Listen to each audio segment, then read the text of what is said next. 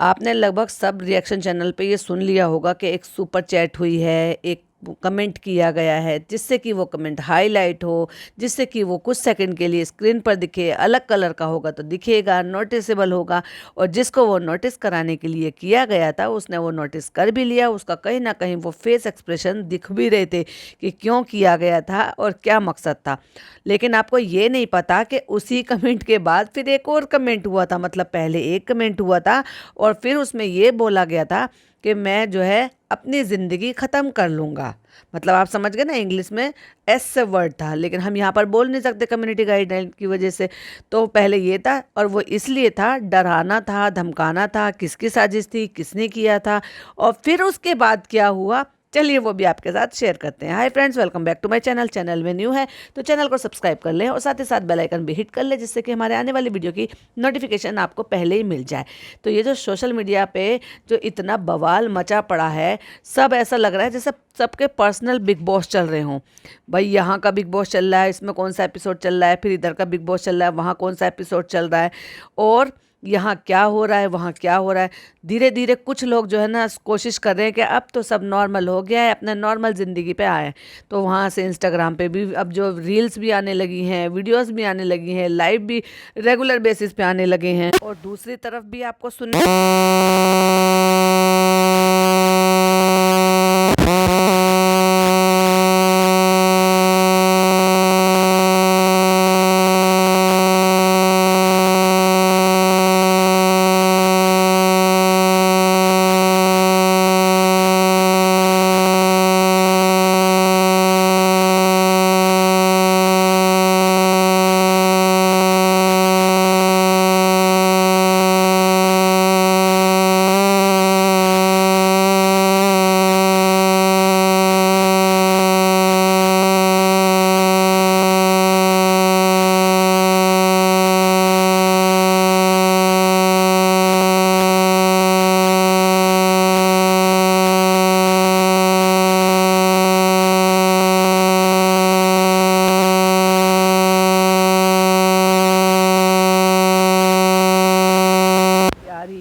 एक प्यार के लिए ये हालत मचा रखी है कि भाई वो किसी की सुनने को तैयार ही नहीं है। और ये कि मेरा ये हो गया, मेरा वो हो गया, मुझे ये हो रहा है, मुझे वो हो रहा है, आके कम्युनिटी लगा कर छाप कर बैठ जाते हैं। ये जो कम्युनिटी लगाने का जो सिलसिला है ना, ये बहुत अच्छी तरीके से पता है और ये जो एक गेम है बहुत ही माइंड के साथ खेला जा रहा है, क्योंकि किसी को अपनी कंडीशन पहुंचाने का तरीका है।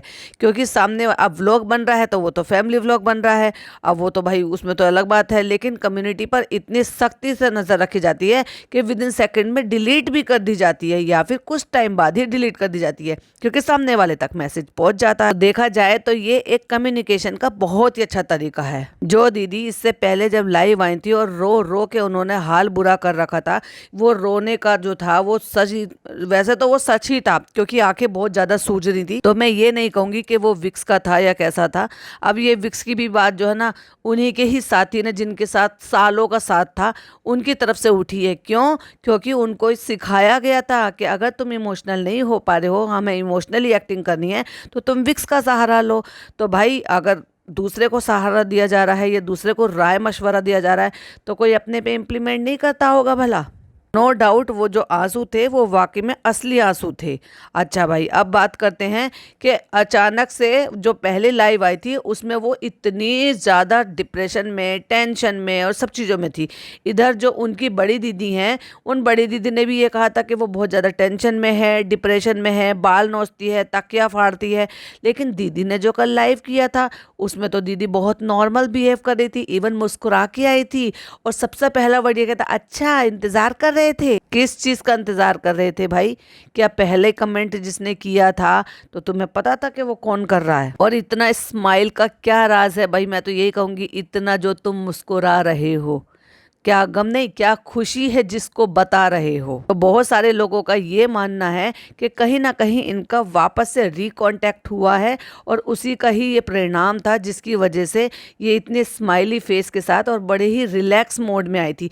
किसी भी एंगल से बिल्कुल भी नहीं लग रहा था कि ये टेंशन में है या डिप्रेशन में है। अब भाई इसको मैं क्या ही कहूँ, अगर मैं कहूँ तो ये ऐसा है या वैसा है, क्योंकि सच बात तो हमें पता ही नहीं है। लेकिन मेरी जो ऑब्जर्वेशन है वो ये कहती है कि अगर कोई अंदर से बहुत ज़्यादा दुखी है, वो चाहकर भी फेस पर स्माइल नहीं ला सकता। सही बताऊं, अंदर वाली जो स्माइल होती है ना, वो नहीं आ सकती, क्योंकि उसी का नतीजा आप देख रहे हो ना। दूसरी वाली लड़की, वो जो 24 साल की लड़की है जिसकी हंसने खेलने की उम्र है, उसके चेहरे पर इस तरह से स्माइल आपने देखी है, खिलखिलाहट देखी है क्या? हमेशा उसके चेहरे पर एक उदासी सी छाई रहती है, क्योंकि वो उस जोन से बाहर निकल ही नहीं पा रही है। क्यों? क्योंकि उसका जो साथी है वो उसको उस जोन से निकलने नहीं दे रहा है, क्योंकि उसका नॉर्मल बिहेवियर नहीं है। उसी का ही जो तुम परिणाम था या कह लो रीज़न था, जिसकी वजह से मैंने एक पॉडकास्ट भी बनाया था। अब बात करते हैं उस पर कि वो जो लाइव आई थी उसमें वो चैट दी गई थी, तो क्या जगत दीदी को पता था कि ये चैट किसने किया है या सुपर चैट किसने किया है? उनका फेस एक्सप्रेशन तुरंत ही चेंज हो गया था। बहुत सारे लोगों का तो ये भी मानना है कि वो करवाया गया था दीदी की तरफ से ही, जिससे कि कल को अगर बात खुले तो ये हो कि मुझे तो इस तरह की धमकाई दी जा रही थी या धमकियां दी जा रही थी, दैट्स वाई मैंने रिकॉन्टैक्ट किया। अब किसकी माने, रूमर है, लेकिन कई बार रूमर जो है वो बहुत सटीक बैठते हैं। जैसे कि पहले जब ये 8 महीने पहले, 6, 7, 8 महीने पहले ये बात उठी थी कि इनके रिश्ते पर सवाल उठा था, तो वो भी रूमर माना जा रहा था। लेकिन बहुत सारे लोगों पर एक वीडियो भेजी गई थी, लेकिन रूमर आज वो सच साबित हुए। कैसे सच साबित हुए? अभी भी किसी भी लाइव में, किसी भी वीडियो में ये तो नहीं बोला ना जगत दीदी ने कि मेरा रिश्ता नहीं था। जो बोला है सामने वाले ने वो 100% गलत बोला है, वो बिल्कुल भी नहीं है। हथेली पे सरसों जमा रही है। मेरी तरफ से तो बहन भाई का ही रिश्ता था, मेरी तरफ से वो चैट झूठी है। मैं जान, बाबू, सोना ये सब नहीं लिखती थी, या ये मेरी चैट नहीं है, या फिर मैंने जो वो MCBC की गालियाँ नहीं लिखी हैं, या मैंने अंगूठी के लिए नहीं बोला है। तो ये जितनी भी चीज़ें बताई गई हैं अपोजिट पार्टी से, दीदी ने एक भी बात को डिनाई तो नहीं किया, एक बात भी नहीं बोली। हाँ, इतना जरूर बोला है कि ऐसा क्या कर दिया मैंने, और फिर ये बोला गया है अगर आपको लगता है कि मैं गलत हूं तो मैं माफ़ी मांगती हूं। अगर आपको लगता है, मतलब ये नहीं कहोगी कि हाँ मैं गलत हूँ। सामने वाले ने तो सारी चीज़ें दिखा दी है। एनीवे, ये तो हो गई है पुरानी बात। अब बात करते हैं नई।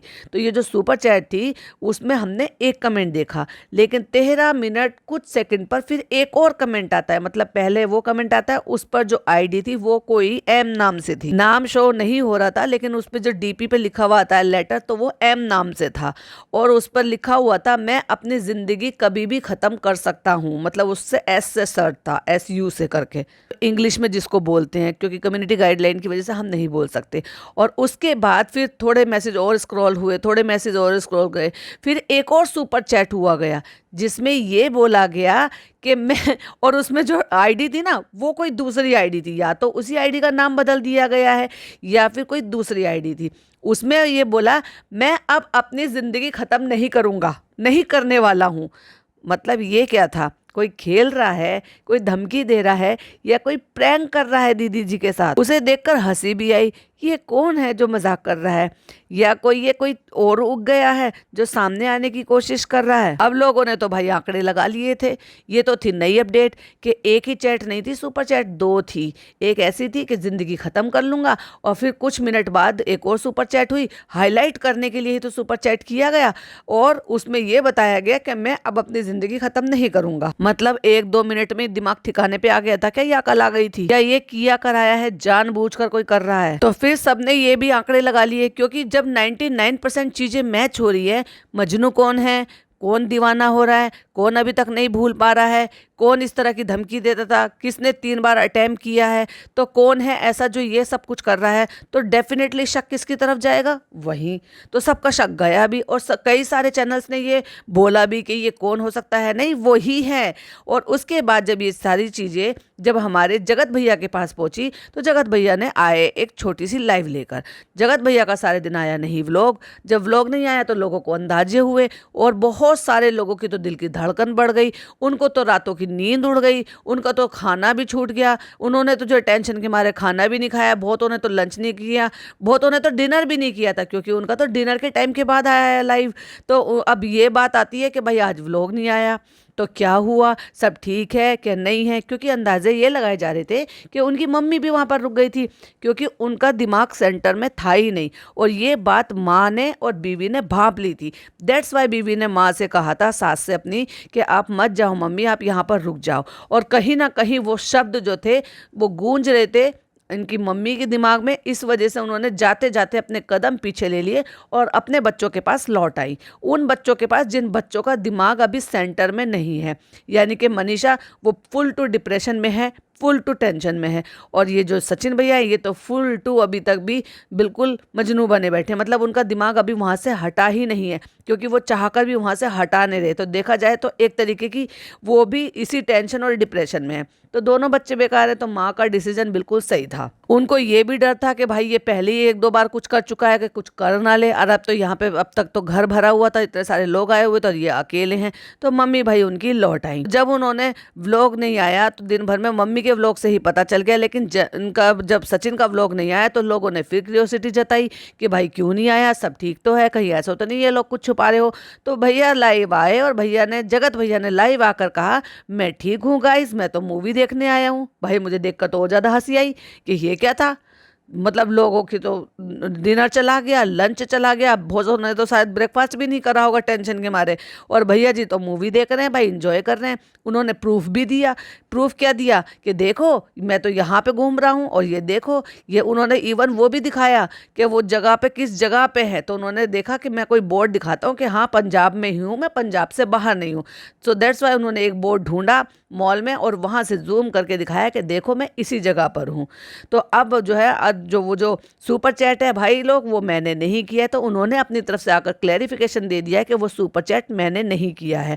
अब सोचने वाली बात ये है कि अगर उन्होंने सुपर चैट नहीं किया तो फिर वो सुपर चैट करने वाला कौन है। जैसे भैया जी बता रहे हैं लाइव में आके कि ऐसा नहीं है, मेरा मन करेगा तो मैं व्लॉग डाल दूंगा, आज मेरा मन नहीं था तो मैंने नहीं डाला।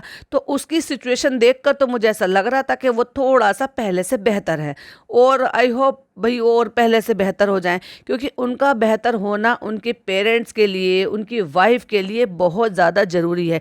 वो जितना बेहतर होंगे, इस चीज़ से बाहर निकलेंगे, उतना ही उस लड़की के लिए अच्छा है, जिस लड़की ने पूरी ज़िंदगी इस इंसान के नाम की हुई है और इसके साथ जुड़े रहने की वजह से वो बर्बाद हुई जा रही है, मूल में से घटती चली जा रही है।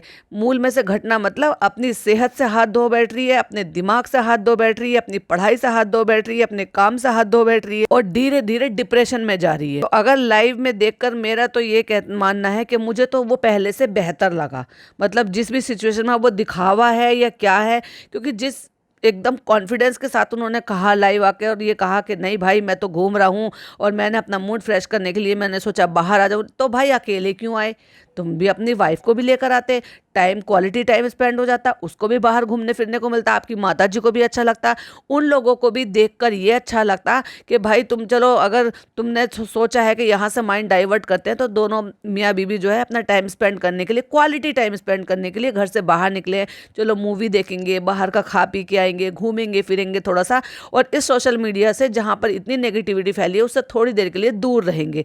तब तो बात समझ में भी आती। तुमने नॉर्मल होने का नाटक भी किया और तुम साथ में उस लड़की को भी नहीं लेकर आए जो घर में टेंशन में बैठी हुई है।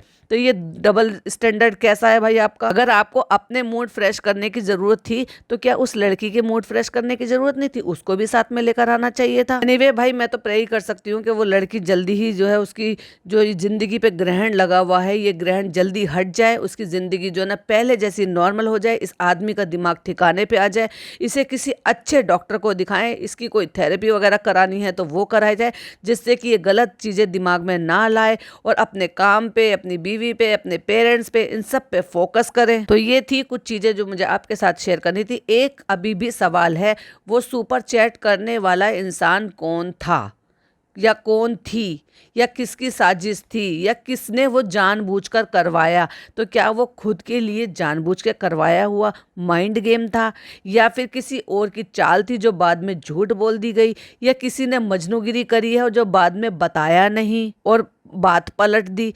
क्या था, किसी ने तो किया था, क्योंकि वो मैसेज हाईलाइट कराना था, लोगों की नज़रों में लाना था, प्लस जो लाइव कर रहा है इंसान उसको दिखाना था। दैट्स वाई 40 रुपये का सुपर चैट किया गया, जिससे कि उसका कलर चेंज हो, वो हाईलाइट हो, कुछ देर स्क्रीन पर रुके और वो पढ़ा जाए। क्योंकि इतनी तेज़ी से जब स्क्रॉल करते हैं, मैसेजेस ऊपर जाते हैं, तो मैसेजेस नहीं पढ़ पाता है लाइव करने वाला इंसान, और तो और जो बाकी लाइव देख रहे हैं वो भी नहीं पढ़ पाते। लेकिन अगर वो सुपर चैट किया गया है, पैसे खर्च किए गए हैं, तो वो इसलिए खर्च किए गए हैं जिससे कि सामने वाला उसको देखे और उस पर रिएक्ट करे। और जैसे ही वो मैसेज आ गया तो सडनली दीदी जी लाइव छोड़कर क्यों भागी, उनका एकदम से मूड कैसे बदल गया, क्योंकि वो तो लाइव करने के लिए बैठी हुई थी, वो तो अपने मन की बातें एक्सप्रेस कर रही थी। तो अचानक से उन्होंने ये कह दिया कि मैं तो थोड़ी देर के लिए लाइव आई थी, चलिए मैं इस लाइव को यहीं बंद करती हूँ। जब भी ये जो है दूसरा मैसेज भी आ गया कि अब मैं नहीं करूँगी, मतलब बंद करती हूँ से पहले एक पहले मैसेज आ गया था, और विद इन सेकेंडों में, मतलब मुश्किल से 1 मिनट भी नहीं गुजरा होगा कि फिर ये दूसरा मैसेज भी आ गया। वो दोनों ही मैसेजेस जो है हमारी जगत दीदी ने देखे हैं, नोट करे हैं और उसके बाद रिएक्ट भी किया है। तो अभी भी मेरा ये सवाल है कि वो सुपर चैट करके ये इस तरह के मैसेज करने वाला कौन है। अगर आपको कुछ समझ में आता है तो प्लीज़ मेरे साथ ज़रूर शेयर कीजिएगा। आपकी क्या ओपिनियन है, प्लीज़ मेरे साथ ज़रूर शेयर कीजिएगा। मिलती हूँ एक और नई वीडियो के साथ। टिल देन बाय बाय, अल्लाह हाफिज़, टेक केयर।